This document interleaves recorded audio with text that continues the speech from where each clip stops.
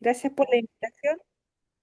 Em, Como le comentaba recién antes de ingresar, a veces me siento un poco como complicada de hacerle una clase a colegas, así es que voy a exponer, pero que ojalá después podamos conversar sobre el tema. Es un tema bien en el que hay mucha movilidad.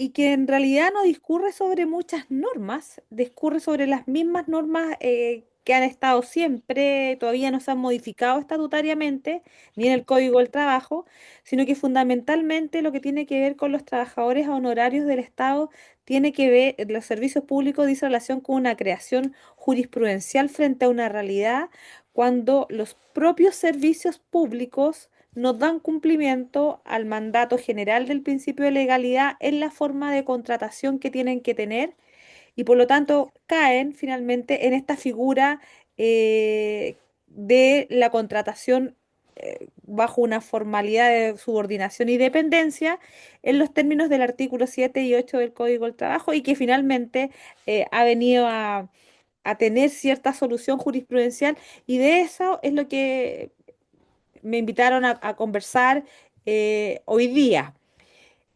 Para como introducir el tema, nosotros vamos a discurrir fundamentalmente sobre muy pocas normas, el artículo primero del Código del Trabajo, el artículo 7 y 8 del Código del Trabajo, o sea, en lo básico, y en términos generales, lo que vendría a ser el artículo 11 de la ley 18834 y el artículo 4 de la ley 18883, que es el estatuto administrativo de los funcionarios municipales. La 18883, funcionarios municipales, 18834, estatuto de los funcionarios públicos de la administración centralizada. ¿Qué sucedió? Sucedió en términos prácticos, como para tener una referencia política, histórica, que cuando viene el cambio de régimen a un régimen democrático por allá por el año 90, es donde surgen masivamente las contrataciones en primera modalidad de contrata.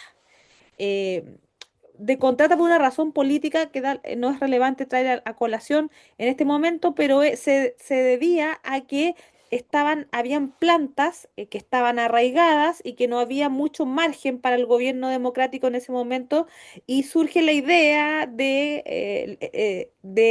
ley de presupuesto, generar presupuesto público para contratación en la modalidad de contrata.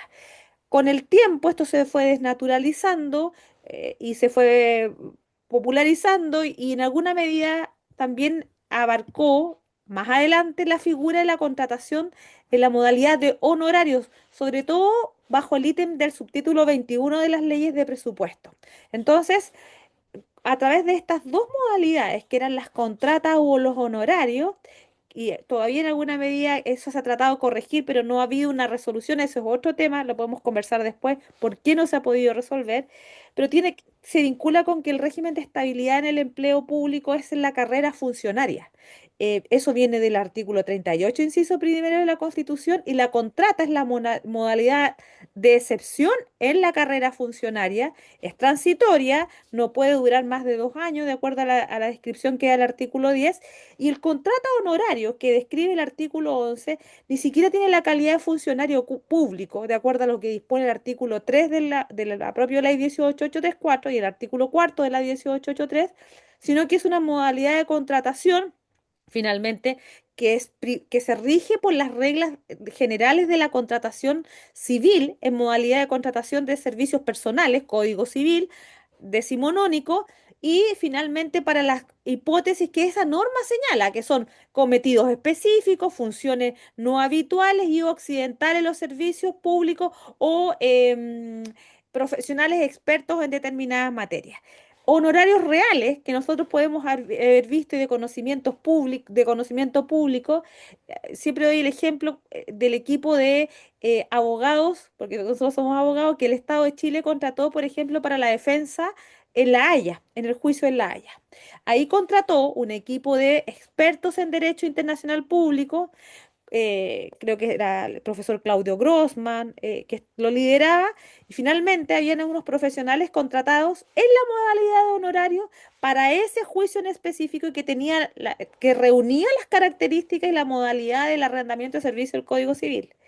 Muy distinto es lo que ocurre en la realidad y para lo que han utilizado las modalidades de honorarios en la práctica, en los servicios públicos, en las municipalidades y en la administración centralizada. En términos generales, lo que vamos a ver es que en general han habido como dos grandes clases de modalidades dentro de esta desviación de la contratación de la modalidad honorario. Una primera contratación a honorario como desviada de la descripción típica que dice el artículo cuarto de la ley 1883 y 11 de la ley 18834, la vamos a encontrar en las personas que realizan funciones habituales, subordinadas y dependientes, em, eh, que son permanentes y que no requieren ninguna, podría ser incluso un profesional abogado, puede ser un técnico, un chofer, un jardinero, como hay a veces en algunos servicios públicos, y que están contratados bajo la modalidad de honorario. Ese es un primer subgrupo. Yo conozco particularmente, no quiero decir que es servicio público, pero hay un servicio público, hay otro también, que le llama a estos contratos honorarios contrato honorario permanente. O sea, una contradicción hasta en el nombre. Honorarios permanentes. O sea, una cosa que está tan normalizada que así se denomina el contrato. Y hay otra clase de contratación a honorario que se da sobre todo en el sector municipal a través de a propósito que tienen que ver con la ejecución de ciertos programas que se dan en algunos servicios como ambientales, en el FOSIS, en la ejecución de los programas del Servicio Nacional de la Mujer o en los gobiernos regionales que también se ejecutan programas, que es el personal contratado en la modalidad de honorarios a través de estas figuras que están descritas en estas normas, pero para cometidos específicos, supuestamente no habituales, pero que también son permanentes, pero como ejecutores de un programa del propio servicio. Entonces, lo que ha sucedido, y esta empezó a generarse a propósito de la permanencia, la estabilidad, la subordinación de estos trabajadores, la continuidad no solo en un año, 2 años, 3 años, a veces muchísimo, 5 años o más, en las mismas funciones subordinadas, dependientes, con todas las características que podemos señalar que la descripción, ¿cierto?, que da el artículo 7 del Código del Trabajo, y que de pronto estas personas cuando son desvinculadas buscan justicia eh, a propósito de esta desvinculación. Y lo primero que hicieron fue recurrir a la Contraloría. Y la Contraloría, estamos hablando 15 años, 20 años atrás, ha sido el organismo que permanentemente em, les ha rechazado cualquier declaración de laboralidad o alguna solución jurídica para constatar en qué consistía esta irregularidad y darles alguna solución en cuanto a trabajadores, sino que se limitaba a la Contraloría a señalar que, bueno, se rigen por las reglas del respectivo contrato, estas contrataciones se rigen por las reglas del respectivo contrato, y si este respectivo contrato dice todas estas reglas, por mucho que parezcan reglas laborales, bueno, son las reglas del respectivo contrato y son y por lo tanto es una contratación de carácter civil. ¿Alguna alternativa en algún momento estos trabajadores intentaron solucionar el problema por la vía del recurso de protección? A mi juicio nunca fue la vía idónea para resolver el tema de la desvinculación. Tampoco entendía mucho cuál era la figura de recurrir vía de recurso de protección contra una vinculación de un trabajador honorario, pero en fin, tampoco con éxito por esa vía, y donde en definitiva sí tuvo éxito con la atención ahí de abogados y de personas desvinculadas, cuando el sistema fue masivo, muy poco tiempo después de la unificación de tutela de derechos fundamentales al año 2015, a los pocos meses, esto es un hecho conocido, se produce la unificación respecto de los trabajadores a honorarios del Estado. Entonces, ¿a qué me refiero con la unificación? Porque la primera tensión que existió en tribunales como una primera etapa, en la jurisprudencia y sobre todo con los servicios públicos, los centralizados bajo la defensa del Consejo de Defensa del Estado, liderados por el Consejo de Defensa del Estado, y en los descentralizados, fundamentalmente los equipos de abogados municipales, pero que en alguna medida siguen la misma línea del Consejo de Defensa del Estado. Esa primera etapa, lo que viene a resolver la Corte Suprema es el tema de la competencia. ¿Por qué el juez del trabajo es competente para resolver si una determinada vinculación formalmente en esta modalidad de los honorarios, artículo cuarto de la ley 1883 y 11 de la ley 1884, es competente la justicia del trabajo para resolverla? Porque el tema hasta ese momento era justamente que la justicia del trabajo se declaraba incompetente. Entonces, el argumento que se estableció y que hasta el día de hoy está, que se repite finalmente, se basa nuevamente, igual que en el caso de las tutelas, en la hipótesis que señala el artículo primero del Código del Trabajo, cuando señala en el inciso primero que la regla general de las relaciones laborales, el inciso primero, entre empleadores y trabajadores, es el Código del Trabajo, no hace distinción. Y el inciso segundo excluye a los trabajadores del sector público, a los sujetos a estatutos especiales. Y el inciso tercero los vuelve a reincorporar en lo no regulado, en esos estatutos especiales y en lo que no sea contrario a esos estatutos especiales. Bueno, eh, lo que ocurre con los trabajadores honorarios es que no tienen la calidad de funcionarios públicos, pero sí está contenida su regulación en los estatutos especiales.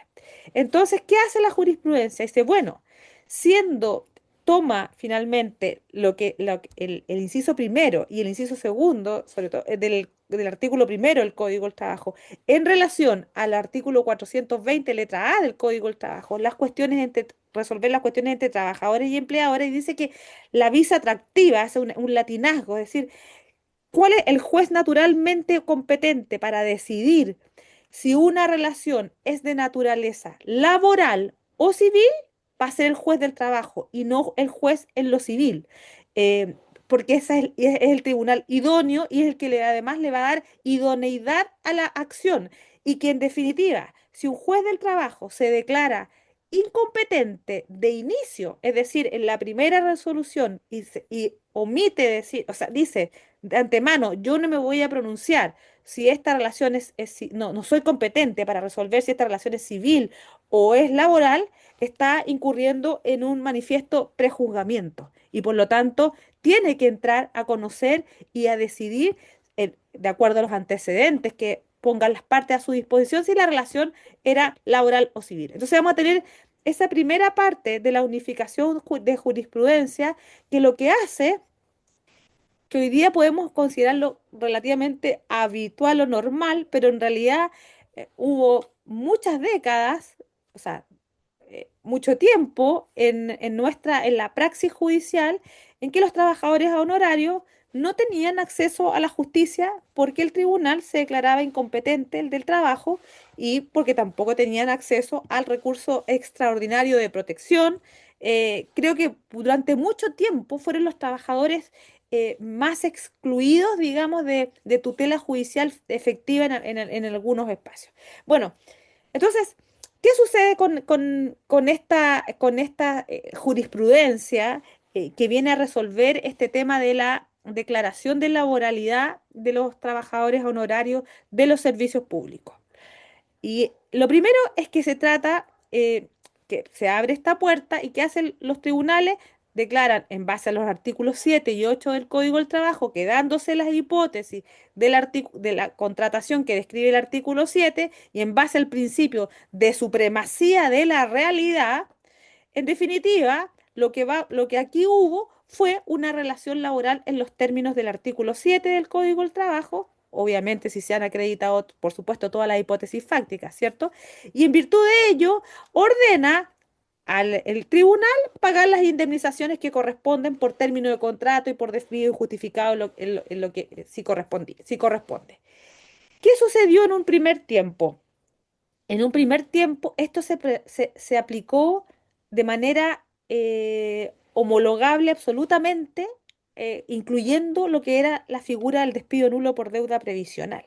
Yo diría aproximadamente los 2 o 3 primeros años de las que se generó esa jurisprudencia, hubo juicios, incluso algunos casos de autodespido, en que hubo sendas demandas contra los servicios públicos y estos, cuando el tribunal declaraba la que había habido, lo que había en sentencias declarativas, no constitutivas, sino que declarativas, hacia atrás, que lo que en realidad había ocurrido, los hechos, lo que había habido era una relación laboral, además de ordenar pagar estas indemnizaciones, ordenaba el pago de las cotizaciones previsionales y de seguridad social en los términos del despido nulo por deuda previsional.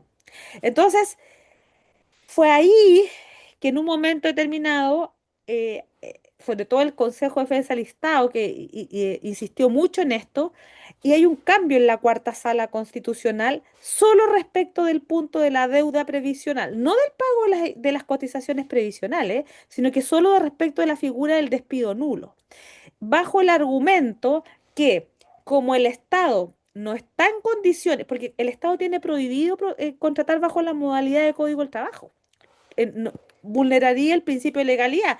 Entonces, de hecho, en eso se basa la lógica de la declaración de laboralidad, ¿cierto? Finalmente, ellos vulneraron el principio de legalidad y en los hechos sí contrataron bajo la modalidad de Código del Trabajo, pero eso no significa que eso que hace una declaración que hace un juez habilite al Estado, al servicio público respectivo, a contratar bajo la modalidad de Código del Trabajo, porque no lo puede hacer, porque la ley lo tiene prohibido. Y al ocurrir eso, el servicio público está impedido de materializar la figura de la convalidación del despido que se hace pagando justamente las deudas previsionales. Por lo tanto, un servicio público demandado en sede judicial eventualmente no puede pagar la deuda previsional porque significaría reconocer una relación laboral que no puede hacer y por lo tanto, como no puede reconocer una relación laboral, no puede pagar una deuda previsional y está en alguna medida encerrado.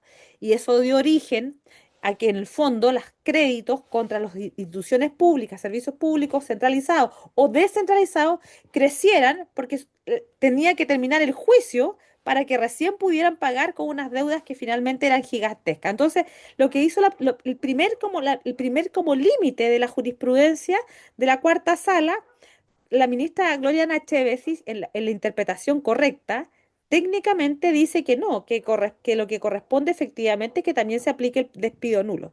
A mi modo de ver, personalmente aquí hay un tema patrimonial fiscal, lo que está involucrado en esto, en digamos, limitación de la figura del despido nulo para los trabajadores a honorarios del Estado. Eso fue lo primero que hace la jurisprudencia limitando. Lo otro que viene a ocurrir, pero ya desde la parte administrativa, es un dictamen que el año 2022 el anterior contralor, don Jorge Bermúdez, un dictamen E173171 del 2022, que fue un remesón jurídico administrativo, si podemos decirlo así, es un dictamen que aparece dictado en enero de ese año, en pleno verano, digamos. Ya las leyes de presupuesto, a propósito de la negociación anual de la mesa del sector público, y hasta la fecha, han estado traspasando grupos de trabajadores a honorario, tratando de regularizar esta situación a la modalidad de la contrata. Cuestión que ante la figura y la jurisprudencia es discutible que les beneficia a los funcionarios traspasarse, por lo menos ante el evento del despido, del honorario a la contrata. Porque el honorario, si es desvinculado, tiene derecho a la indemnización a las indemnizaciones. El contrata no, porque finalmente es una figura igualmente precaria y hoy día depende de que esté 5 años en esa modalidad. Entonces, se generan aquí algunas prácticas un poco viciadas, a mi modo de ver, en algunos servicios públicos a propósito de lo que ocurrió con este dictamen y a propósito de lo que estaban haciendo las leyes de presupuesto, que es traspasar grupos de trabajadores a honorarios en una cuestión algo espejo, homologándolos a la figura de la contrata tratando de conservar en el mismo grado la misma remuneración. ¿Y cuál es la particularidad que tiene este dictamen que dictó el Contralor Bermúdez a comienzo de ese año? Y que fue un terremoto jurídico en distintos servicios públicos para los funcionarios públicos en ese momento.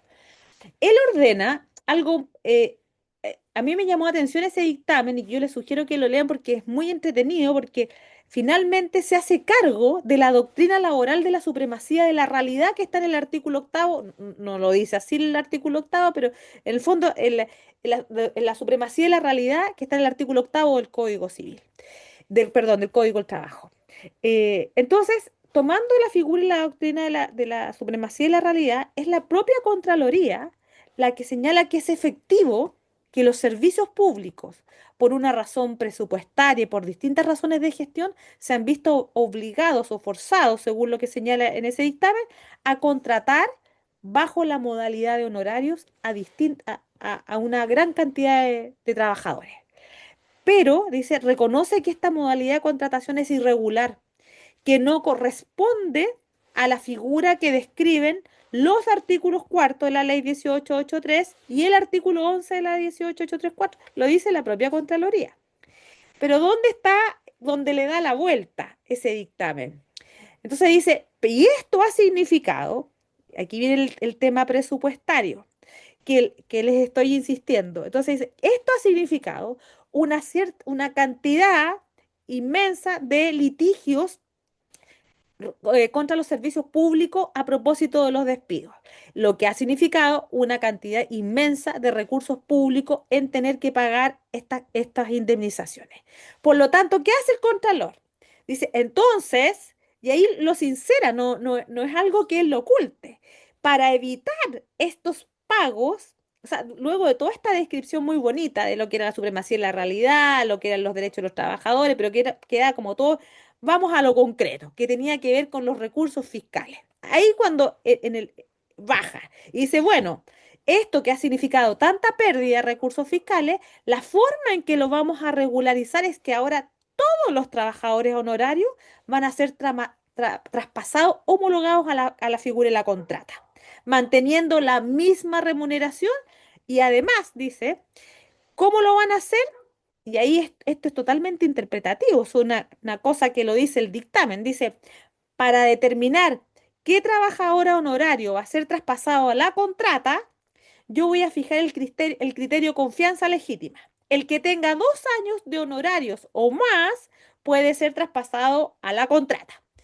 Y esto tiene que hacerse de aquí a un cierto plazo, que era fin de año, y además indica algo que también hemos insistido muchas veces en los abogados y a veces algunas organizaciones del sector público cuando uno conversa, todas estas modalidades irregulares como la contrata o los honorarios, hay una responsabilidad finalmente de alguien que toma esas decisiones. Entonces ese dictamen lo dice de manera explícita. Dice, bueno, y a usted jefe de servicio, si usted el próximo año, en la próxima anualidad, usted o a partir de cierta fecha, que era la anualidad siguiente, usted si continúa contratando bajo la modalidad de honorarios, yo le voy a formular juicio de cuenta a usted por por todas las demandas, digamos, que pierdan los servicios públicos y que tengan que pagar a trabajadores como consecuencia de esta informalidad laboral masiva y que significa recursos públicos. Bueno, yo a usted, jefe de servicio, le voy a hacer un reparo, un juicio de cuenta. Eso dice ese dictamen, por eso fue un verdadero terremoto al interior del sector público. En términos prácticos, ¿qué sucedió? Bueno, hay toda una historia, digamos, de los gremios en ese momento, lo que sucedió porque hubo esto que se veía de una manera, cada servicio público tenía sus bemoles, algunos para bien, otros para mal. Bueno, en definitiva, a propósito de la ley de presupuesto, que dice que, como yo les estaba señalando, que estaban regularizando ciertos grupos de trabajadores, traspasándolos a la modalidad de la contrata, dice, el Contralor en alguna medida como que retrocede y dice, bueno, y retrocede en realidad, no en alguna medida, en una tremenda medida. Bueno, dice, yo voy a dejar parcialmente sin efecto este dictamen porque ha sido finalmente dejado, perdió eficacia a propósito que una ley que es de rango superior, que es la ley de presupuesto, es la que ha venido a regular la misma materia. Y como una ley regula la misma materia, yo en definitiva no puedo estar regulando esto, así que yo todo lo que regule la ley de presupuesto lo excluyo. Y en definitiva el dictamen quedó ahí, quedó prácticamente convertido en una especie como de algo nominal. ¿Cómo ha avanzado el tema después de esto? Para que lo podamos a lo mejor conversar. Lo que ha avanzado, y que a mí me interesa el punto, es en lo que dice relación a lo que es actual, al tema de los programas. Hubo un momento en que la propia jurisprudencia de la Corte Suprema, en materia de unificación, al trabajador que estaba vinculado en modalidad honorario, pero que era contratado a propósito de un programa, la unificación de jurisprudencia los consideraba informalidad laboral en esta figura y se acogía a la demanda y se condenaba al fisco a pagar. Eso hoy día, y los abogados de las municipalidades lo saben, hoy día eso se restringió. Yo creo que ahí hay una segunda restricción, además del despido nulo. Hoy día un contrato a honorarios que tenga su origen en todos estos programas, estas transferencias de recursos entre servicios públicos, tienen difícil, por lo menos arriba, unifica, eh, posibilidades de unificación, a pesar de que están las unificaciones previas de la propia Corte Suprema. Yo he visto que está algo restringida la figura, que se ha ido restringiendo por una razón, tengo la impresión que es presupuestaria. ¿Qué quiero también mencionarles respecto de los trabajadores honorarios? Me interesa la figura del fuero de maternidad, porque el fuero de maternidad ha sido un drama para la Contraloría en términos administrativos con las mujeres embarazadas y todo lo que tenga que ver con la protección de la maternidad cuando están contratadas bajo la modalidad de honorario. Hubo un primer tiempo dramático, incluso estando vigente esta jurisprudencia, en que no de los tribunales, sino que desde el punto de vista administrativo, en que a las mujeres contratadas a honorarios no se les reconoce, como no eran consideradas trabajadoras, ni funcionarias públicas, o sea, ni lo uno ni lo otro, sino que eran trabajadoras independientes, por lo tanto no tenían derecho a ninguno de los beneficios propios de la maternidad, incluso aunque los contratos ahora empiezan a regular, ¿cierto? Regulan los contratos honorarios que uno ve ahora, incluso estos de programa, tienen regulado el código del trabajo completo en el propio contrato. Es una cosa, pero increíble, hasta están las licencias, están los fueros de maternidad, pero vamos a encontrarnos con una Contraloría que va a decir, este es un contrato civil porque se rige por las reglas del propio, es el propio contrato el que lo dice. Ahí no está aplicando ninguna supremacía de la realidad, ¿cierto? Entonces, sobre esta hipótesis del fuero, lo primero que sucedió, la primera que vino a resolver el tema del fuero de maternidad con las trabajadoras honorarios del Estado, yo recuerdo Celaya con Hospital Eduardo Pereira, no recuerdo el rol, pero tiene que haber sido hace unos 8 años atrás, eh, fueron a través de la figura de la tutela de derechos fundamentales, conjuntamente con la figura de la declaración de laboralidad y de tutela por discriminación en razón de maternidad. Bajo esa figura se logró finalmente la protección de la maternidad de la trabajadora honoraria. Y la Contraloría, que a mi modo de ver tiene una actitud reactiva. Todos estos dictámenes, como el que le acabo de mencionar del Contralor Bermúdez, es reactivo a una jurisprudencia, lo está diciendo, de hecho. Lo mismo va a pasar con el fuero de maternidad de las trabajadoras honorarios. Es la Contraloría la que viene a reaccionar. Entonces, pasa algo bien insólito aquí y nuevamente tiene que ver con los recursos fiscales y a mí me llama mucho la atención porque la Contraloría saca unos dictámenes muy bonitos, como este que les acabo de mencionar, donde hacen unas declaraciones muy bonitas, mucho en las palabras. Y finalmente, señalando que a la trabajadora honorario se le debe respetar la contratación a honorario durante el tiempo sin reconocer laboralidad, porque acuérdense que el Estado no tiene, es ilegal la contratación bajo la modalidad del Código del Trabajo. Entonces, eh, buscando una especie de acomodo, lo que hace la Contraloría es decir, bueno, a la mujer contratada a honorario le vamos a respetar su periodo de trabajo honorario, pero no le vamos a pagar las remuneraciones. Se las tiene que pagar, o sea, le vamos a respetar el tiempo, pero no le vamos a pagar las remuneraciones porque acuérdense que de acuerdo a las reglas de ese contrato, ahora, todo esto va a depender del respectivo contrato, porque según lo que hayan pactado con el servicio público en el respectivo contrato, va a tener derecho a pago de ciertos beneficios, no como beneficios legales, sino como parte del pacto contractual. Entonces, eh, se da a esa figura algo bastante extraña, que se da una especie de protección de la maternidad que es bastante como un poco cínica, ¿cierto? Porque, claro, le conservo la contratación, pero finalmente sin los beneficios propios económicos que trae asociado la protección de de la maternidad y en el periodo de fuero de prenatal y postnatal.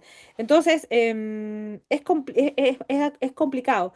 Hay un fallo, tampoco les voy a, cuando les mande les quiero compartir algunas de las cosas, los dictámenes que les estoy mencionando, les puedo mencionar si los quieren revisar, el dictamen 14.910, 14.498 del 2019, que es el primero que fija la figura de las labores, que describe lo que es las labores habituales para las funcionarias públicas que gozan de fuero de maternidad, el E 24985 del 2020, que amplió el reconocimiento a las servidoras honorarias en programas presupuestarios, estableciendo que las reparticiones o municipios que han celebrado convenios honorarios con servidoras bajo los supuestos del fuero maternal tienen la obligación de renovar esas contrataciones por el periodo de inamovilidad que establece el artículo 201 del Código del Trabajo. ¿Se fijan? Estamos hablando de respetar el tiempo, no, pero no de pagar.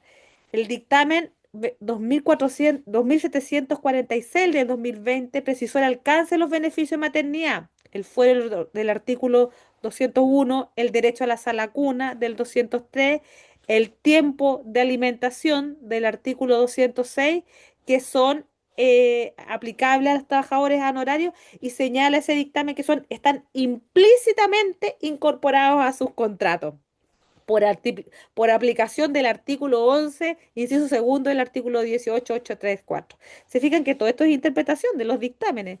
Y por último, el dictamen E 223043 del 2022 es que establece una fórmula de cálculo, aquí hay algo de pago durante la separación por el fuero maternal. En ausencia de jornada o monto mensual, el pago se calcula conforme al desempeño estándar de la unidad respectiva. O sea, establece una forma de cuando es posible pagarle, según el contrato, cómo se va a calcular em, ese pago. Bueno, eh, entonces aquí yo les quiero plantear algo porque con respecto a esto, eh, hay una causa, también les voy a dar el rol, no lo tengo en este momento, en un tribunal del trabajo en que a propósito las trabajadoras a honorario y eran funciones no habituales.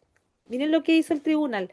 Eran funciones en que el tribunal determina que efectivamente se daban los requisitos del artículo 11 de la 18834 o 4 de la 1883, o sea, se trataba de funciones, cometidos específicos, funciones no habituales. Entonces rechaza la declaración de laboralidad, pero acoge la acción de protección de la maternidad, es decir, le reconoce el fuero, bajo la lógica que de acuerdo al artículo 174 del Código del Trabajo, las normas de la protección de maternidad, paternidad y vida familiar son de tan amplia extensión en términos personales, porque ahí dice que se aplica a los servicios públicos, fiscales, semifiscales, a toda gama de trabajadores, que también incluso a esta trabajadora que la reconoces como honorario de acuerdo a al estatuto respectivo, señala que tiene derecho al fuero de maternidad. Es como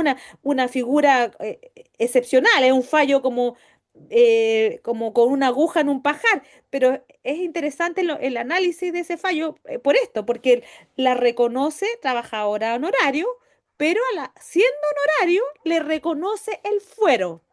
Entonces, y lo toma del artículo 174 del Código del Trabajo. Es bien, es novedoso, ¿cierto? No he visto, salvo tengo ese rol, esa causa, me comprometo a enviarles esos datos de los números que no los tengo disponibles, pero les comento la figura que hace ese tribunal. Eso respecto al fuero de maternidad y lo segundo respecto al fuero de maternidad y que también ha habido jurisprudencia para allá o para acá y que tiene que ver con lo práctico del trabajo honorarios en el Estado, es lo siguiente. Y yo les pregunto a ustedes, eh, ¿acaso si yo quiero desvincular a una trabajadora honorario, acaso no tengo que desaforarla? El servicio público va a decir que no lo necesito porque no es trabajadora. Entonces, como no es trabajadora, por lo tanto, o sea, es independiente, es un trabajador independiente y por lo tanto no tiene derecho a fuero y si la quiero despedir, basta que la desvincule con las reglas generales que establecía el respectivo contrato, o sea, el vencimiento del plazo o el término anticipado por alguna causal.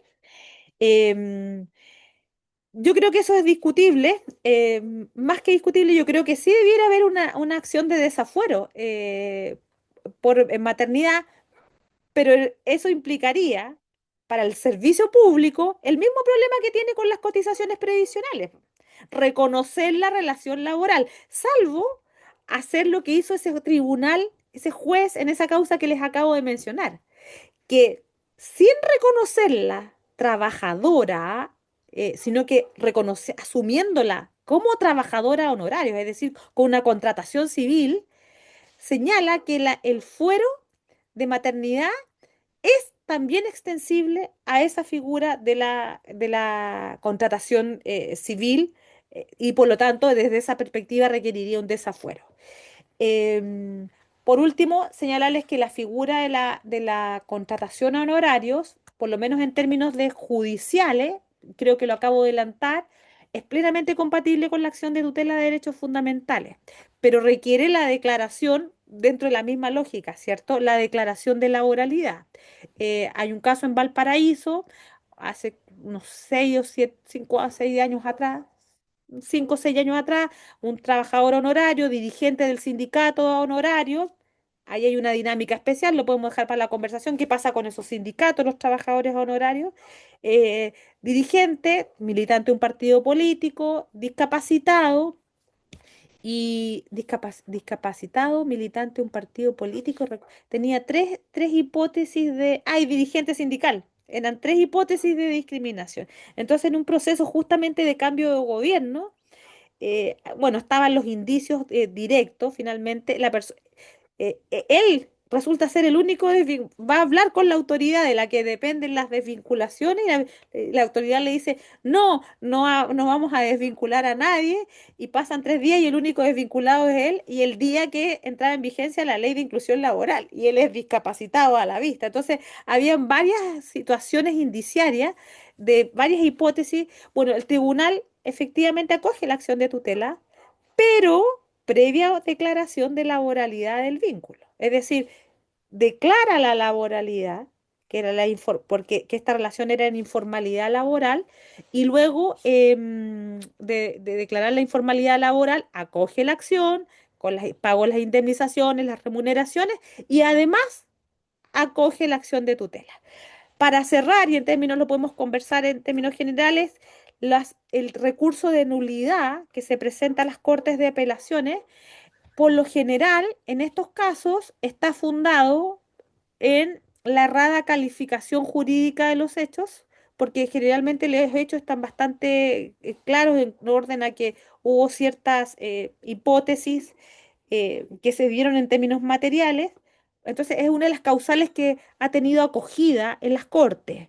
Eh, la infracción de ley también, pero sobre todo la errada calificación, en menor medida uno que otro de la figura de la sana crítica, que como ustedes saben es una causal bien complicada de estructurar en el recurso de nulidad, pero sí la errada calificación jurídica de los hechos. En subsidio, en la infracción de ley. Y en cuanto a las unificaciones de jurisprudencia, señalar que se ha limitado estas dos como muy claras, lo del despido por nulo por deuda previsional y la otra las referidas a las contrataciones de las personas que estaban vinculadas en programas, a pesar de que se dan todas las hipótesis y que hubo una jurisprudencia en su momento que los acogió, hoy día eso se ha cerrado. Y, y aquí con esto quiero terminar. Yo tengo una diferencia en el fundamento de algunos rechazos de unificación en los últimos tiempos, en que la Corte Suprema, para declarar inadmisibles algunos recursos de unificación, ha señalado que la hipótesis fáctica no es la misma, en circunstancias que el recurso de unificación de jurisprudencia lo que requiere es que sea el mismo materia de derecho objeto del juicio. Eso es, es lo que se unifica, no la figura fáctica, porque la figura fáctica al final uno puede encontrar casos muy parecidos, pero siempre va a haber algo distinto. Entonces, ese argumento que están dando que está dando la Corte Suprema de inadmisibilidad, pues aquí entra todo el terreno de la especulación, a mí no me gusta especular, pero por alguna razón se está entregando ese argumento en algunos casos de que la hipótesis fáctica no era la misma, en circunstancia que no es la exigencia para declarar admisible o inadmisible el recurso de unificación de jurisprudencia, sino que la materia de derecho objeto de ambos fallos esté en contraposición, sea la misma, digamos, y que tengan interpretaciones contradictorias. Eso es lo que les quería comentar y bueno, conversémoslo.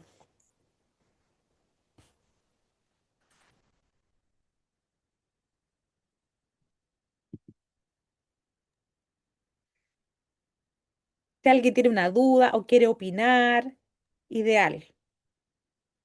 Profesora, Ah, Cristian levantó la mano, no ah, sé qué. ¿Cómo está, Cristian, profesora? ¿Me ¿cómo escucha está? o estoy Gracias. Sí, sí, sí. allá? Aquí Cristian Gorroño de La Serena. Dos consultas, o tal vez una opinión. Respecto del punto de vista de las mujeres contratadas honorarios por el sector público y el tema de su solicitud de desafuero, en mi opinión, yo creo que el servicio público está totalmente amarrado a mano. No sé si usted ya lo dijo, porque Sí, no tiene ninguna posibilidad de iniciar un juicio de desafuero. Yo creo que no le queda otra si quiere poner término a este contrato horario, de poner término basándose en alguna de las cláusulas y esperar la demanda, no más de exacto. contrario. Traspasar la Bien. carga, claro. El punto es que, bueno, yo voy a yo me manejo bueno este tema porque yo soy abogado del CDE en La Serena y precisamente trabajo en estos temas laborales, es lo a lo que me dedico. Por lo tanto, manejo alguna información y también manejo cuestiones prácticas. El punto es que yo tengo un par de casos, en que el tribunal no solamente en una situación así, en que en este caso el servicio no tenía ni una posibilidad de pedir el desafuero porque estaba reconociendo desde ya la laborabilidad, incluso con el riesgo de que la Contraloría le pegara un tirón de oreja por estar haciendo lo que no debía hacer, Claro. vulnerando el principio de legalidad, sino que el tribunal sencillamente acogió demandas de tutela, o sea, por el solo, o denuncia de tutela, por el solo hecho de despedir a una persona aforada, que teóricamente no estaba aforada desde el punto de vista de la perspectiva de la normativa que regía el servicio público, los condenó de tutela. Bueno, presentó una nulidad que todavía no se ha visto en la Corte, pero la verdad que en ese sentido como servicios públicos están un poquitito complicados. Ah, y lo segundo era cuando usted habló del tema de este dictamen del Contralor Bermúdez, que de alguna manera quedó un poco en suspenso con la ley, Sí, sí. e- esa, ¿eso significó en la práctica que hubiese menos contratos honorarios en el sector público o se siguió Ah, más o menos la misma tendencia? Esas son mis dos dudas. ya.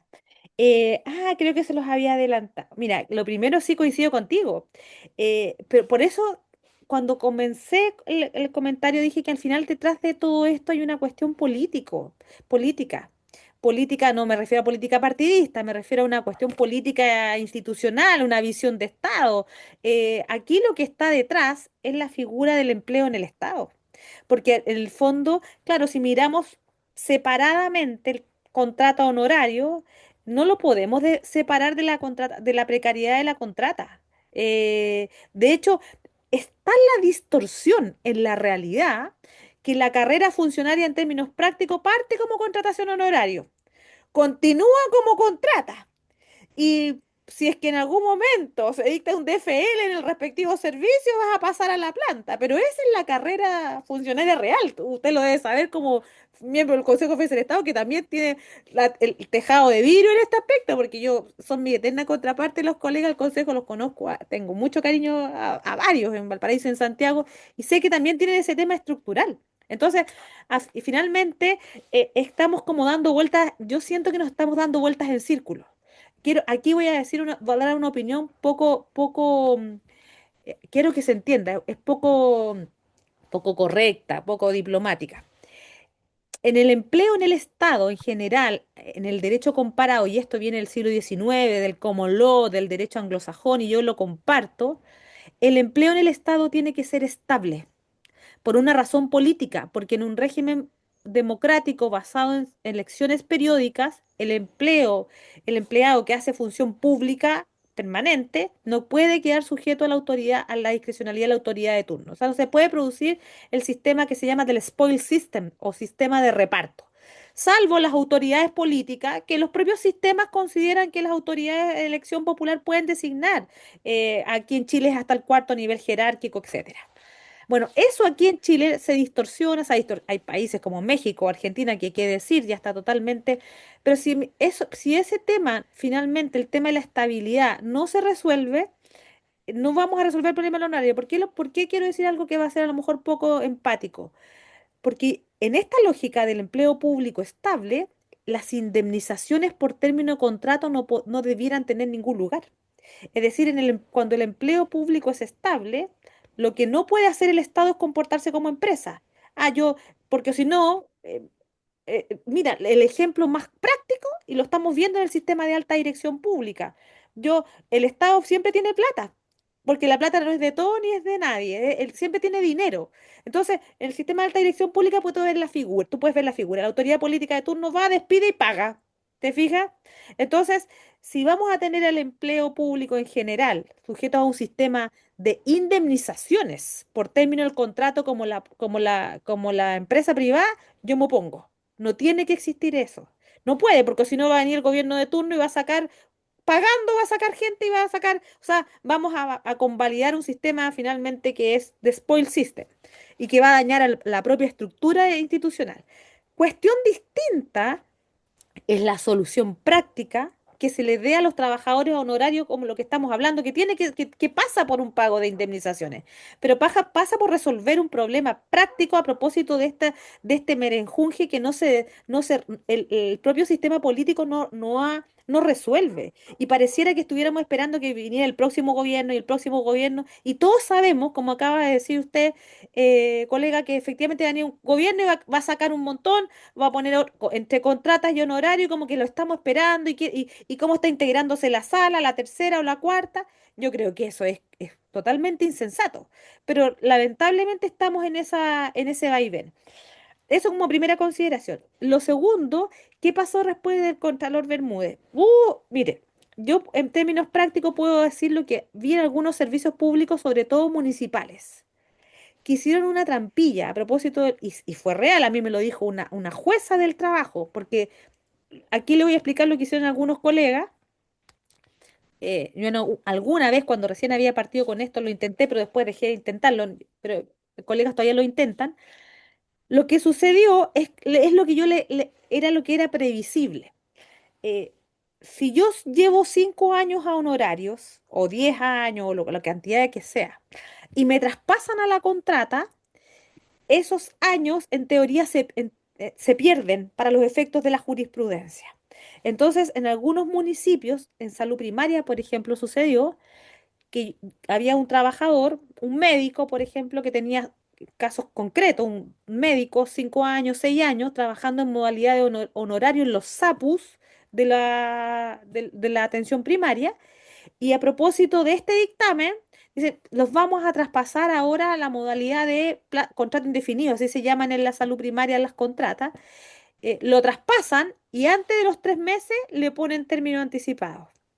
Y no tenía entonces, pero habían pasado los 60 días para poder demandar el término de la relación laboral de la modalidad en honorario, pero no tenía el tiempo para accionar vía recurso de protección por confianza legítima. En ese momento también estaba vigente la figura administrativa.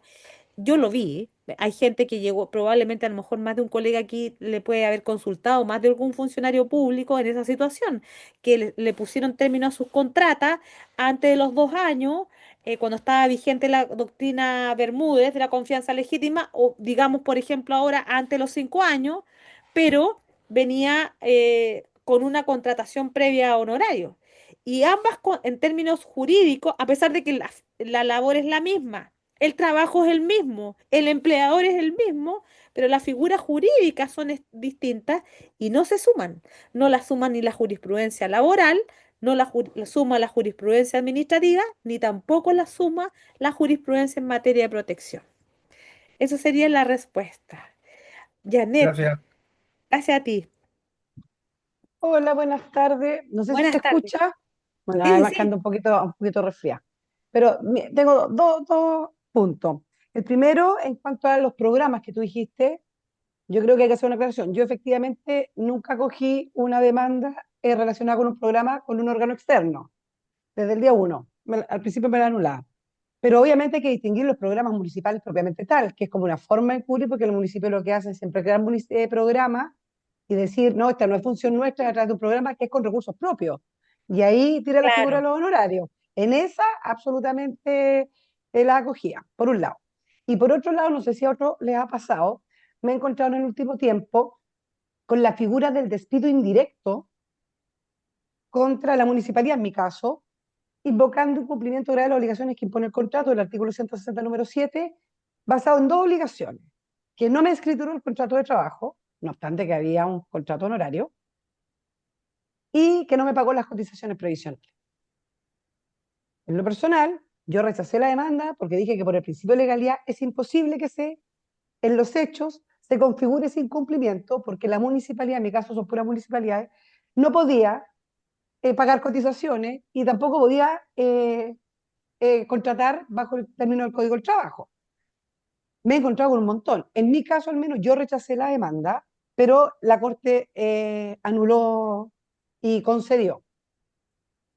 Pero todavía he leído no sé cuántas veces el fallo de la Corte y todavía no entiendo de qué forma lógica jurídica, porque a mí me puede dar pena que el tipo estuvo, no sé, honorario mucho rato, todo lo que quiera, pero creo que era otra la vía, no el despido indirecto, era demandar derechamente incluso la declaración de una relación laboral en sede de tribunales laborales.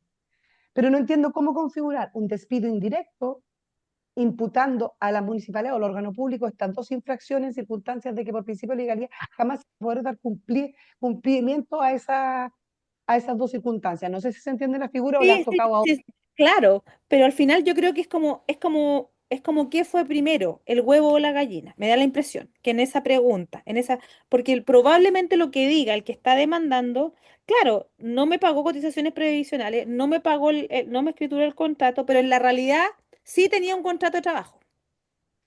Pero, La autoridad sí violó la ley, po, sí violó el principio de legalidad. Claro, y se da vueltas en círculo. pero ahí Eh, no se puede configurar, entiendo yo, un despido indirecto porque no puede haber incumplimiento por principio de legalidad. Quizás yo creo que la vía es demandar derechamente. Yo no creo que es un que yo creo honorario que no se pueda. tenga que esperar el término de su contrato honorario para pedirle al tribunal laboral que declare su relación laboral. Ah, yo creo que sí. Ahí yo tengo una diferencia. Yo creo que ahí me lo han preguntado a veces los funcionarios, porque la sentencia del trabajador que terminó la relación laboral Sucede mucho esa pregunta, los funcionarios lo preguntan mucho durante la vigencia del vínculo a propósito de las situaciones de vulneraciones o temas de acoso. ¿Qué pueden hacer? Porque los trabajadores a honorario durante la vigencia del vínculo están totalmente desprotegidos en toda esta normativa. Entonces, en la, justamente por el principio de legalidad, el juez cuando dicta la sentencia, cuando está desvinculado el trabajador, es una sentencia declarativa, pero el juez no puede constituir la relación laboral, porque estaría, porque ¿por qué? Porque el servicio, por lo que acaba de decir, el servicio no puede contratar bajo la modalidad de honorario. Entonces el juez tampoco le puede dar la orden, contrate a esta persona en la modalidad de honorarios, porque estaría el juez le estaría ordenando que vulnere la ley por el principio de legalidad. Por la misma razón. Entonces yo creo que el trabajador honorario está bien como encerrado también. A propósito de lo que decía el colega, que el servicio está bien encerrado, yo creo que también el trabajador está encerrado. Eh, no tiene otra alternativa que esperar que lo despidan para los efectos de accionar judicialmente. No es más porque el juez no puede, salvo vulnerando el principio de legalidad, constituir una relación de trabajo entre un servicio público y una persona natural. ¿Y Porque cómo ahí, encaja el despido indirecto en esta figura? Porque al sí, final es sí, súper contradictorio, porque incluso está en la sí. sentencia que no son por despido indirecto, que Pero son hay por varias, despido, sí, que son por despido, han dicho, no se puede configurar la nulidad del despido por el principio de legalidad. claro. Pero por otro lado, yo acojo un despido indirecto diciendo aquí hubo un incumplimiento de una obligación legal porque usted debería haberle pagado las constituciones, debería haberlo contratado, que tampoco lo puede contratar. Yo sigo manteniendo la postura de que el despido indirecto no procede. Tengo que esperar a que me despidan y a ir a tribunales. Me ha ido mal, sí, me la han rechazado, me la han revocado todas, o sea, anulado. La que corte es la corte de Valparaíso. Valpo, Valparaíso. Voy a revisar esos fallos. Para ver, pero en realidad es como para darle más de una vuelta, por porque al eso. final todo discurre por el principio de legalidad, por la misma razón que yo creo que no puede el juez del trabajo constituir declarar, digamos, durante la vigencia de la relación laboral, declarar que la relación es laboral, porque no podría, vía sentencia, constituirse un contrato de trabajo. Claro, entonces, es que por eso yo dicté mi fallo súper convencida y hasta el día de hoy sigo leyendo la nulidad y todavía no entiendo el concepto de cómo configurar el incumplimiento grave de las ¿Y obligaciones del contrato. cuáles son las causales de nulidad de la parte que interpuso el recurso? No me acuerdo, tendría que Eh, revisarlo. Sería la errada aplicación, calificación jurídica de los hechos, infracción de ley, por ahí. ¿Cuál de las? Y me parece que era infracción de ley, me parece que alegaron. Que la infracción de ley es como una especie, hoy día se ha transformado uno que cuando era joven aprendió que con los recursos de casación, fondos, sobre todo la infracción de ley, era una causal muy como complicada, pero hoy día en términos laborales es una causal bien como amplia, es como una válvula, siempre la infracción de ley. Pero bueno, a mí me da la impresión de que es como una especie de recurso de apelación encubierta a veces la infracción de ley. Pero lo mismo. Sí. No sé. Eduardo Saldivia. Hola, sí, acá Eduardo Saldivia. Yo estoy con Janet en esto, de hecho lo hemos conversado y yo creo que el punto complejo es que de alguna manera el reconocimiento de esta relación laboral que todos decimos que es imposible realmente que exista, que finalmente es una ficción, tiene por objeto o tuvo en su minuto por objeto como creación jurisprudencial una protección al trabajador honorario que era el más vulnerable y que además cambios de jefatura, cambios de gobierno, etcétera, estaban a la deriva. Y eso que tiene como un origen bien noble y que uno puede de alguna manera también como empatizar, distorsiona todo el sistema y lo torna muy complejo, porque bueno, tenemos esta figura del despido indirecto que es muy difícil de decir, porque finalmente el despido indirecto es un reproche al empleador, ¿no? Respecto de determinadas conductas o antijurídicas o como tú quieras llamarlas. Y es complejo encajarlo ahí, porque el único reproche que podría hacer es que excedió al marco legal para la figura honorario. Y que siempre encubrió, pero igual está en el límite. Pero además de eso, finalmente también distorsiona dentro de los empleados públicos, porque en definitiva, si tú comparas las posibilidades de un funcionario contrata, ahora está más disminuido el funcionario contrata que el funcionario honorario, porque solo puede llegar a revisar su situación vía tutela con tope de 6 a 11 y eventualmente daño moral, estadísticamente eso es como los unicornios, sí, puede que sí, pero yo nunca lo he visto, digamos, es muy funcional horario. En cambio o sea, el contrato, en cambio el honorario se puede ir de todo, tutela, indemnización sustitutiva, Exacto. años de Sí, servicio, y eso también creo que distorsiona el sistema de los funcionarios públicos, porque si estoy de finalmente acuerdo. están desprotegidos durante la realización de los servicios, pero al término, yo prefiero mil veces ser honorario porque tengo una expectativa mucho más favorable de éxito que a contrata, porque son menos las barreras que hay que superar. Y en general la jurisprudencia ha sido bien laxa, por ejemplo, no sé, a mí me ha tocado en algunos casos, por ejemplo, donde lo que planteaba Janet, que uno puede tener matices o no respecto de programas, pero de funcionarios que además prestaban los servicios. Por ejemplo, estoy pensando, no sé, servicios de Cernamej en una municipalidad, pero también iban como satélite un día a otra y a Sí, otra. sí, Y sí. eso como claramente no puede ser contrato de trabajo, o sea, yo no podría tener tres empleadores o serían coempleadores, pero en proporciones distintas y esas sutilezas como que nadie las ve y pasan así como en banda nomás, da lo mismo. Sí, yo coincido en gran parte con eso. Pero vuelvo al punto que acabo de mencionar. Algunos funcionarios públicos, a propósito de la pregunta que hacía el colega del Consejo de Defensa del Estado, de la doctrina Bermúdez, del traspaso de los contratas, de los honorarios a la contrata, uno les dice, oiga, hoy día le conviene ser honorario para los efectos de la desvinculación. Los dirigentes de la ANEF en su momento decían, no, es que son algunos, no todos, decían, no, muy defensores de este traspaso de los honorarios a la contrata, pensando al revés, pensando que durante la vigencia del vínculo tienen... Los contratas tienen todos los derechos de los beneficios de maternidad, de los accidentes de enfermedades profesionales, finalmente todo lo que tenga que ver con la protección de la ley Carín, el acoso y todo lo demás. Pero en términos concretos, al momento de la desvinculación, efectivamente el honorario está más protegido. Pero yo vuelvo al punto, que yo acabo que esto es políticamente incorrecto. Me parece que esta es una pésima solución para la empresa, y de hecho creo que estamos como coincidiendo en esto. O sea, es la solución hasta el momento que han tenido los trabajadores honorarios del Estado, pero el problema es mucho más, eh, es anterior, abarca también a las contratas. eh, Tiene que ver con esta forma como el Estado está vinculándose con sus empleados, partiendo por no querer reconocer la calidad de trabajadores. Si ahí hay un tema ideológico que venía desde el derecho administrativo, pero que choca con este problema al momento del término de la vinculación, que en un sistema de estabilidad,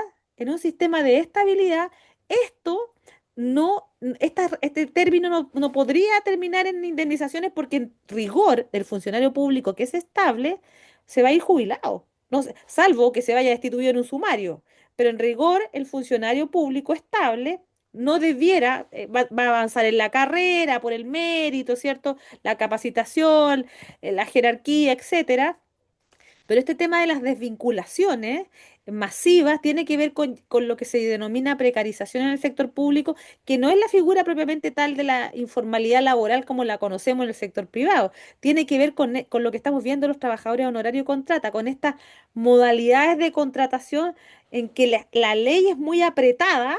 eh, la ley no, yo creo que el estatuto administrativo es de mausoleo. De hecho, tiene muy pocas modificaciones. El primero es el 334 del año 27, del mismo año de la Contraloría, y muy pocas modificaciones. Entonces estamos con la misma, y nos damos vueltas en círculo. Entonces, estamos conversando aquí nuevamente y dependiendo de qué, de la jurisprudencia, o lo como acaba de decir Janet, aquí como en el fondo está todo como masificado. Entonces, lo mismo sucede en recursos de protección, como todo masificado. Entonces, todas las soluciones como estandarizadas a veces, pero tampoco hay, creo honestamente que aquí la solución debiera ser del sistema político. En Chile hubo dos procesos constitucionales y el tema del empleo en el Estado pasó bien como solapado. Todo, el tema de la carrera, repitiendo como lo que tenemos desde el 25, que es el sistema de Otto von Bismarck, de un alemán. eh, Se llama carrera. O sea, yo desde el nombre ya lo encuentro raro, pero bueno, como que no lo cuestionamos. Entonces mantenemos esta figura de los honorarios, de las contratas, y cuando queda la escoba, cuando se quiebra el huevo, vamos a donde los abogados, ¿qué hacemos? Vamos al tribunal pidiéndole tutela efectiva, acceso a la justicia. Y claro, se producen estos problemas con los choques entre los estatutos y la realidad y las normas laborales. Porque en algunas, si bien en algunas cosas son similares, en otras cosas son distintos. Carolina de Valparaíso. Hola, ¿cómo están todos y todas? Mira, lo que pasa es solamente quería hacer un alcance respecto de lo siguiente y puede que no se refiera más bien al tema de la vinculación propiamente tal. Yo trabajo en la Municipalidad del Paraíso, que la perdemos todas, pues esa es la verdad. Entonces, salvo los... Don Eduardo se ríe, ¿no? Estoy Salvo saludando a lo la de los... colega. Hola. Hola. Ah, se conocen. Sí, por supuesto. Salvo aquellos honorarios que son realmente externos, ¿no? Aquellos que se pagan con recursos que son Claro, de otros servicios, ¿cierto? claro. Ya. Sin perjuicio que yo igual considero que tiene ciertos indicios de laboralidad. Ya el tema del recurso externo y que en definitiva las obligaciones vienen dadas por este organismo que es el dueño en estricto rigor del programa, como es el Mejor Niñez, etcétera, etcétera. Ya, pero lo que quería ir yo con lo siguiente es que a lo mejor lo que voy a decir no van a estar muy de acuerdo o no es muy políticamente correcto, pero ocurre que en algunos municipios hemos ido avanzando en orden a igualar los derechos de de los prestadores de servicio. A mí me encanta hablar así porque obviamente voy al tribunal, pero estos trabajadores y trabajadoras tienen beneficios que son muy similares a lo que ocurre en este caso con las contratas y las plantas. ¿En qué sentido? Feriado legal, días administrativos, El contrato. protección a la maternidad, ¿ya? ¿Y qué es lo que ocurre? Que en definitiva vamos avanzando porque entendemos desde el municipio que hay una precarización, ¿no? De lo que ocurría antiguamente con estos contratos que no tenían absolutamente ningún beneficio. Inclusive le aplicamos ley Karim. Es decir, tenemos un Claro, procedimiento para poder, en este caso, puedan efectuar denuncias y que si bien es cierto no se someten a un sumario propiamente tal, ¿cierto? Con todas las reglas de un sumario, pero existe un sumario más bien desformalizado, que en definitiva también tiene sanciones y que también tiene medidas preventivas y cautelares, etcétera. ¿Cuál es el problema que nos sentamos en esto? Que en definitiva con la idea de proteger, ¿cierto? Y no lograr, y más bien avanzar en la precarización, luego nos atrapamos la cola, es decir, nos pillamos la cola, porque cuando vamos al tribunal, ¿qué nos dice don Eduardo? No, claro. mentira. ¿Qué nos dice los juzgados del trabajo, al menos Valparaíso? Pero tiene feriado, pero usted le Pero puso una claro, jornada, pero claro. claro, entonces al final eh, tratamos de avanzar por un lado, pero luego también nos encontramos con que sí o sí nos van a condenar, en definitiva, por relación laboral. Y a diferencia de lo que dice Janet, acá en Valparaíso, al menos las sentencias que me han dictado, en despido indirecto, nos condenan igual. Entonces, yo ahora voy a ocupar el argumento de Janet y voy a tratar de lograr una sentencia que no acoja, ¿no? Que rechace. Pero tanto despido indirecto como obviamente la terminación anticipada, e inclusive la terminación al 31 de diciembre, se acoge en su totalidad. Eso quería comentarles. Pido Gracias. derecho a réplica, ya que soy interpelado. Claro, por supuesto. No, que yo comparto con Carolina. De hecho, si ve mi fallo, yo digo que los indicios de laboralidad en los honorarios no podemos aplicarlos en los mismos términos que un código del trabajo, porque vamos a encontrar básicamente los mismos, es decir, días administrativos, vacaciones, etcétera. Por lo tanto, por lo menos cuando yo resuelvo, el punto es si está dentro de estas funciones transitorias o específicas en Claro. los términos que el legislador ha establecido, que es súper complejo y para las municipalidades aún más, porque la cantidad de funciones que tiene una municipalidad por la ley orgánica es enorme. Entonces, claro, es como un gran bolsillo de payaso, pero yo comparto que los indicios de laboralidad en honorarios, por lo menos a mí no me sirven. O sea, que tenga correo, que vaya todos los días. No creo que sea eso lo más determinante. Y yo tengo un despido indirecto rechazado, igual que Janet. Búsquelo, doña Carolina. Respecto Eso. a lo que dice, a mí me ha llamado la atención porque también lo he visto, es buen punto, porque cuando se recibe la causa a prueba en los juicios del trabajo, yo estimo que en los casos de los honorarios además del punto de prueba que tiene que ver con la declaración, que es si la relación la habitual, ¿cierto? Si reunía las características del artículo 7 subordinación, etcétera, debiera haber, yo algunos casos lo he visto en tribunales, un punto de prueba que dijese lo que acaba de señalar, que las labores, que si las labores eran cometidos específicos, eran no habituales o eran accidentales, eh, que debieran ser esos dos puntos de prueba. Hay jueces que también me parece lógico que consideran que solo poniendo, a propósito de lo que está mencionando Eduardo, que solo señalando el primer punto de prueba es suficiente que no es necesario, porque acreditándose que existe la subordinación, la dependencia, el pago de una remuneración, todos los caracteres, es suficiente. O sea, que no es necesario, finalmente, acreditar que no se reúnen los, ¿cómo se llama? Requisitos que señala el artículo 11 de la ley 18834 o el 4 de la 1883. Entonces, nos vamos a encontrar con que al momento de recibir la causa prueba, debiera entonces estar eso como punto de prueba. No solo las condiciones los requisitos de laboralidad, sino que también que no se reúnen no tienen las características de cometido específicos, no habituales, y hay efectivamente jueces que opinan distinto. O sea, cuando se presenta la reposición, yo quiero que por favor le incluya esto de que si son cometidos específicos, etcétera, y el tribunal va a decir, no, el juez va a decir respectivo, porque yo creo que dentro del punto de primero, si la relación era laboral, ya está incluido lo demás, porque si me prueba que es la relación laboral, está incluido. Se fija que en el fondo también tiene esta como disquisición, tiene un efecto práctico en cuanto a la tramitación, digamos, del procedimiento, en cuanto a los hechos a probar. Yanira, Hola, buenas tardes. buenas tardes. Bueno, he escuchado no solo en esta clase, sino en la clase anterior también a propósito de los honorarios, el tema de los indicios de laboralidad. Pero en realidad, cuando se analizan los temas de honorarios, principalmente, bueno, yo soy jueza igual que Eduardo, y lo que uno hace en definitiva es verificar la función que cumplía el demandante y si eso se enmarca o no dentro de la labor accidental, dentro del artículo 11. Entonces, claro, cuando en realidad el punto de prueba es si ese punto que usted como que dice podría agregarse, en realidad es un punto de derecho, creo yo. Porque el punto que hay que acreditar son las funciones que desempeñaba Sí, el tienes razón. demandante.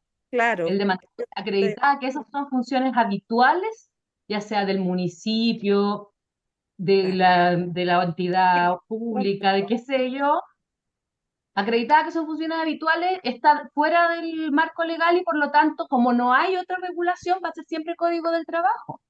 Entonces da lo mismo, o sea, siempre uno entiende que cumple un horario, que le pagan una mensualidad, que todos usan la ropa institucional, que tienen la tarjetita de, qué sé yo, de la MUNI. Eso es, o sea, eso está casi que de perogrullo, no hay casi ni que acreditarlo, si es obvio, es evidente. Bueno, se acredita, pero es evidente, si el análisis concreto va en relación a las funciones. Y yo creo que en definitiva también este tema se ha generado por el abuso que se comete en Sí, relación a la contratación honoraria. O sea, ayer a mí me tocó una causa que sí. me llegó a dar vergüenza, porque eran dos señoras que hacían el aseo en la municipalidad. Entonces, si me van a decir que es una labor accidental Mm, y vienen con esa cara y con esa pachorra a decir eso, y más encima, gente súper vulnerable, imagina, le pagaban 550.000 pesos honorario y no voy a decir el nombre de la municipalidad, pero de verdad que me llegó a dar vergüenza, me dio una pena tremenda, ofreciéndole ni siquiera la mitad de la indemnización y las señoras tuvieron que aceptar porque ya llevaban un año esperando esto y no tenían ya para vivir, definitivamente. Entonces, el abuso es de tal magnitud que cuando dicen, no, es que todas se las rechazan, bueno, si se las rechazan porque siempre están abusando de la norma. Ese es el tema. qué buen punto que toca Yanira, porque es muy buen punto, porque yo creo que esa es la clave, es lo que estamos, es lo que partimos esa es la infracción general al principio de legalidad, las contratas, los honorarios, esto es masivo y está normalizado y está naturalizado. Yo he visto gente contrata, también me tocó la otra vez y lo voy a plantear desde el punto de vista del ejercicio profesional, como me pasa a mí. Puede que aquí deben haber más de un colega que no solamente sean jueces, sino que también sean de ejercicio profesional. Em, el funcionario público, y también en este caso el trabajador honorario, no tiene acceso a defensa jurídica gratuita, Mm. como ocurre con la Defensoría Laboral del Trabajador del sector privado. Es una tremenda simetría. Es una tremenda simetría para el caso de ese trabajador, de la trabajadora que hacía el aseo. A mí me tocó una señora de contrata que también que hacía una vez el aseo, era terrible, súper injusto. Bueno, se ganó en ese caso, pero era un recurso de protección, pero era tremendo. Una señora que limpiaba los baños en los consultorios, que hacía la pega que sucia finalmente, y la trataron de mala manera, vil, digamos. Entonces uno se conmueve con ese tipo de situaciones. Pero este tipo de trabajadores, el honorario, el contrata, el planta, no tienen defensa gratuita. Y la contraparte, a propósito que está Pedro aquí, Pedro Gorroño, la contraparte siempre es una parte, es un colega poderoso. Si esto, así como hay abogados de empresas, supongo grandes estudios jurídicos, aquí está siempre el Consejo de Defensa del Estado, el estudio jurídico más grande de todo, que tiene una infraestructura, una organización de medios. Entonces, ahí se produce una asimetría en las herramientas de defensa.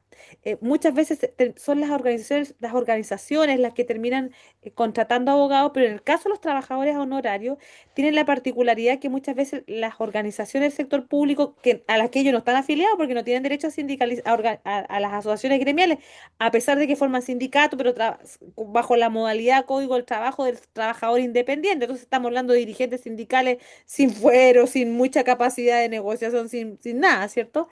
Entonces termina muchas veces dándole ciertos apoyos, pero se produce esa simetría de defensa, y esas personas como las que menciona quedan botadas, quedan muchas veces solas, tienen que contratar a un abogado particular para poder demandar. Entonces, claro, es muy duro y efectivamente está, pero también concedo a propósito de lo que dijo Carolina, y eso, y eso soy crítica de eso, porque esto debiera haber estado resuelto sistémicamente. Insisto, esto se vincula a la carrera funcionaria, es toda parte del mismo engranaje que está malo y que estamos. em, pero efectivamente coincido que depende del municipio. Hay municipios y municipios, y uno ya los va a manejar. Ya, tal alcalde tiene, y hasta los colegas, los abogados, uno puede conversar, puede dialogar. Hay otros que son totalmente rígidos. Entonces no podemos estar entregados, a mí me parece que no, a esta volatilidad, dependiendo de la autoridad política que esté de turno finalmente para que decida este tipo de situaciones. Es algo que efectivamente requiere una solución estructural. No creo que la solución pase por traspasarlos todos a la contrata. Eh, y la pregunta es, ¿pasará por pasarlos a la planta? Dice, la planta hoy día está desprestigiada en términos reales. Si la gran mayoría, el 60% de los trabajadores del Estado son contratas. Eh, entonces, ahí hay un tema del que no nos hemos hecho cargo. Entonces, claro, el abogado del servicio público, el juez, se encuentra, también el abogado que ejercicio libre o que se encuentra con tener que resolver un caso concreto, pero finalmente es como parte de una maraña mucho más grande, que no está resuelta desde el punto de vista, desde la perspectiva del aparato político, que la deja estar, y estamos dependiendo de vaivenes jurisprudenciales. Y por lo que se ven los vientos que corren hoy en día, por lo menos arriba, en la Corte Suprema, a propósito de los recursos fiscales, está restrictivo. La jurisprudencia, por lo menos en materia de protección, se está viendo bastante restrictivo. Vamos a ver qué va a pasar con la cuarta sala en este tipo de materias, pero porque el discurso de que finalmente, de que esto significa recursos al fisco, que el fisco pierde, que el fisco en los juicios, lo que dijo el Contralor en el dictamen, al final va quedando. Entonces la jurisprudencia también se hace cargo de eso, porque todos estos juicios, finalmente, en una sentencia, ¿en qué se traduce? En recursos fiscales. En eso se traduce. Entonces, muchas veces nos vamos a encontrar con situaciones muy trágicas de personas, de cuestiones, pero tremendas, y que lo que va a primar es eso, es el criterio de la plata fiscal. A lo mejor no en el juez de primera instancia, pero sí a lo mejor lo vamos a ver más arriba en las cortes.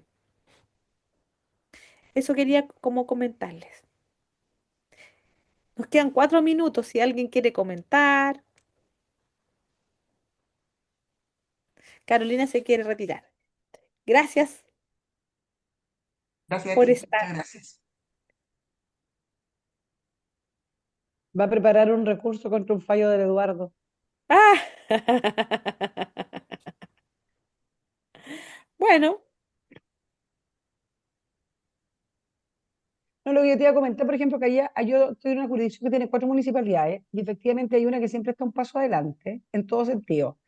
Desde que partieron estos juicios, hace ya varios años atrás, esa municipalidad ya tenía contratos de honorarios que concedía fuero maternal, vacaciones, permisos, con la agregación de que decía ninguno de estos beneficios transformará la relación claro, en una claro. relación régimen del Código del Trabajo. Y es una municipalidad que, salvo que cuando es por sumario administrativo, obviamente, o por investigación, puede tener un procedimiento también de investigación, despide un contrato, me despide un honorario, llega a la audiencia preparatoria, año de servicio. Ahí está, listo. Pero es una de tres, o sea, una de Claro, cuatro. claro. Ese alcalde asume que una desvinculación paga los años de servicio sí o sí. Y llega con el acuerdo de consejo aprobado y todo. O sea, claro, pero la pregunta ahí detrás de eso, yo encuentro que es súper valorable lo que hace esa municipalidad, digamos, que tiene, trata de regular, lo que dijo Carolina, que trata de regularizar, que trata de ordenar, que trata de proteger finalmente a la persona que está trabajando, ¿cierto? Pero, pero claro, lo hace con los medios, con las herramientas que tiene, hace lo que Tiene, puede con las herramientas que tiene. Pero finalmente es parte del engranaje completo, no está bien resuelto. Yo creo que no se resuelve traspasándolo a la contrata. La pregunta es si se le resuelve pasándolo a las plantas. Tampoco yo creo. O sea, no puede ser que sea esta distorsión. También la contrata es una distorsión. Si la carrera funcionaria hoy día es así, se parte de honorario, se sigue de contrata. Y si es que hay suerte, se llega a la planta. Pero esa es la carrera funcionaria real. Entonces, eso no da, digamos, para un Estado mirado incluso desde el punto de vista del Estado. Para un Estado eficiente, no funciona. Hay un tema pendiente ahí en la contratación en el Estado. Bueno, público. sí. Y según tú, la solución sería que el Código del Trabajo, que se rigieran con las normas del Código del Trabajo. Es que a mí me lo han preguntado mucho tiempo. Una vez lo conversé con Daniela Marci, años atrás. Lo conversamos. Lo que pasa es que creo que el código, lo dije, yo creo que en el fondo da lo mismo que estén regulados en el Código del Trabajo. O sea, la regulación en el Código del Trabajo sería relevante desde el punto que te posicionas como trabajador. Pero yo lo que sí creo es que se tiene que regular un sistema de estabilidad. Ojalá no la carrera. Los anglosajones tienen, por ejemplo, en Estados Unidos hay estabilidad en el empleo federal. A la época de Clinton, el 90% del empleo federal en Estados Unidos era estable. En Estados Unidos, donde no hay código del trabajo, el empleo federal era estable. Una cosa que uno no podría imaginar. No estoy diciendo que seamos como Estados Unidos en este aspecto, o sea, no quiero que me interprete, pero estoy dando el ejemplo. El tema de la estabilidad en el empleo público es un consenso bastante eh, glo- eh, unánime, digamos, Europa también la tiene, y Europa evolucionó. Esto de la carrera se inventó allá, a fines del siglo XIX, del siglo XIX, con la lógica de Otto von Bismarck, el sistema de estatutos napoleónico, la jerarquía. Si nosotros revisamos los estatutos, el lenguaje, el estatuto la tienen también las Fuerzas Armadas, es la misma lógica. Están sujetos a un principio jerárquico, es mucho más intenso que una subordinación y dependencia. No hay voluntad del funcionario, el funcionario es mirado como objeto para el cumplimiento de una función pública, no como sujeto de derecho. Eso ha estado chocando desde hace décadas. Es decir, Y todavía tenemos esta legislación de mausoleo, este sistema de la carrera colapsa con la Segunda Guerra Mundial. Los totalitarismos se organizaron en base a estatutos. La SS estaba organizada en base a un estatuto. Ahí está el libro de la Hannah Arendt, del juicio Eichmann, el burócrata. El burócrata es la máxima expresión de cómo colapsan estos estatutos. Entonces, hay un tema ahí que el sistema de estabilidad, yo creo que podría los trabajadores, primero que nada, asumir los trabajadores, sí, podrían estar regulados en el Código del Trabajo, incorporar al Código del Trabajo, sí, desde la medida que se los asume como sujetos de derecho y no como objetos para el cumplimiento de una función pública, pero no con una regulación igual. Tendrían que tener una regulación especial, una regulación que asegure este sistema de estabilidad y ahí podrían pasar muchas cosas. Em, no sé si el Consejo de Defensa del Estado, los administrativistas estarían dispuestos a algo así, que es demasiado aventurado, es muy osado, ¿cierto? Pero Pero finalmente está la tensión. A mí me recuerdo cuando yo unifiqué la tutela en el año 2014, en el caso de Bucenius con Central Nacional de Abastecimiento, en ese fallo tan bonito que redactó la ministra Andrea Muñoz, a lo mejor aquí el colega del Consejo me puede ratificar, la discusión fue en esos 4 años, porque yo lo recuerdo perfecto porque lo viví, en esos juicios que perdíamos por incompetencia por montones en Santiago, la discusión con el Consejo fue si el funcionario público era trabajador o no. Ese era el núcleo de la discusión.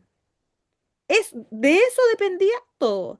Y cuando la ministra Muñoz redacta el fallo de unificación, parte ese fallo el del 2014, el 21094, nunca se me olvidó el número, ese fallo parte diciendo son trabajadores y parte del artículo primero, etcétera, pero parte por reconocerles la calidad de trabajador, o sea, de sujeto de derecho.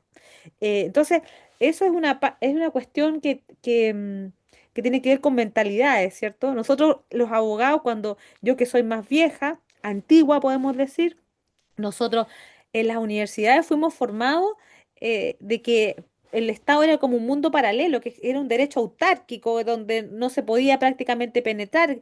Era insólito esto de que los trabajadores del Estado quisieran ir a la justicia del trabajo. O sea, yo creo que el hecho que los trabajadores honorarios o los contrata o planta a través de una tutela puedan acceder a la justicia del trabajo, quizás a lo mejor no lo dimensionamos, pero es un tremendo avance. Ahora, volviendo al punto, si tienen que estar en el Código del Trabajo, yo creo que el tema es que tiene que asegurarse el sistema de estabilidad. Más si están no sé si están en el estatuto o en el Código del Trabajo. Tiene que asegurarse un sistema de estabilidad de acceso a la justicia, porque si hay algo que no tiene el trabajador público, son mecanismos alternativos de resolución de conflictos. Ahí vemos lo que pasó con el tema de la confianza legítima y con la Contraloría, cómo se aferraron a la Contraloría, que nunca ha sido un organismo de resolutivo de resolución de conflictos. Se aferraron a la confianza legítima como porque era como se les abrió como una puerta de salvación, pero la institucionalidad no es para eso, la Contraloría no es un organismo no tiene mecanismos alternativos de resolución de conflictos, ni tampoco hay acciones judiciales idóneas y efectivas, digamos, reguladas de forma masiva, si todo esto lo hemos construido interpretativamente. No hay algo que, digamos, una norma que diga acceso a la justicia, a los trabajadores públicos. Eso no está. Bueno, aquí hay mucho que hacer. Macarena, Profesora, mire, lo que pasa es que tengo una duda porque, bueno, señalaron de que principalmente había que estar, digamos, para poder ver si es que existía o no la declaración de la relación laboral, más bien si es que las funciones es de carácter, digamos, permanente y no transitoria. Pero también he visto algunos fallos que destacan o siempre se quedan estancados en cuanto a la determinación de cuál es el presupuesto o cuál es la glosa en definitiva. Eso que... yo en eso creo que es algo que se ha mencionado, qué bueno que lo preguntas. Claro, es lo que acaban de mencionar. Yo creo que efectivamente, y se lo escuché también, probablemente los mismos fallos que tú has leído, en realidad eso es algo que no tiene por qué cargar el trabajador. Es como si en la empresa privada tú dijeras, mira, sabes que yo tengo un socio y mi socio me pasa plata, el tema es si el trabajador, cómo estaba contratado y cómo fue despedido. Ahora, en el caso del trabajador público suele a veces, muchas veces, traspasarse esa carga de la forma como está organizado el Estado al propio trabajador. Yo creo que no es relevante, efectivamente. Yo creo que en el fondo lo que importa son las funciones y la subordinación y dependencia y las funciones que no son cometidos, que no son en la realidad cometidos, porque eso es lo que dice la norma, cometidos más allá de quién lo financia o no lo financia. Pero eso, digamos, parte del debate, porque al final todo lo que estamos hablando es parte del debate. Y vamos a encontrar jurisprudencia de la Corte Suprema y de Cortes de Apelaciones que van a estar, bueno, y por eso los recursos de unificación, ¿cierto? Porque hay interpretaciones contradictorias. Pero yo coincido contigo, Macarena. Muchas gracias.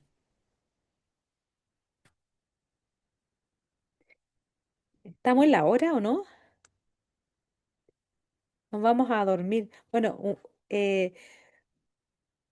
un gusto haber estado con ustedes nuevamente. No sé si alguien había estado y que hayamos podido conversar de este tema. Es entretenido y da para mucho más hablar de los trabajadores del sector público, pero ya por hoy, así es que los dejo. Me comprometo a enviarles, les dije, hay unos roles. Me interesaría mandarles el rol que les dije, ese de la maternidad, que es bien raro el que la reconoce a honorarios, pero, pero le da lugar al fuero de maternidad. A enviarle el rol para que lo revisemos. Y le mandé algunos dictámenes en la Contraloría, pero bueno, la Contraloría cambia más que los tribunales, así que esa es otra historia. Buenas noches y que estén muy bien. ¿Ya? Muchas gracias. Ya, Buenas igual. Chao, noches. Chao, chao. chao. Chao, chao. Ah, Buenas buenas Chao. noches. noches.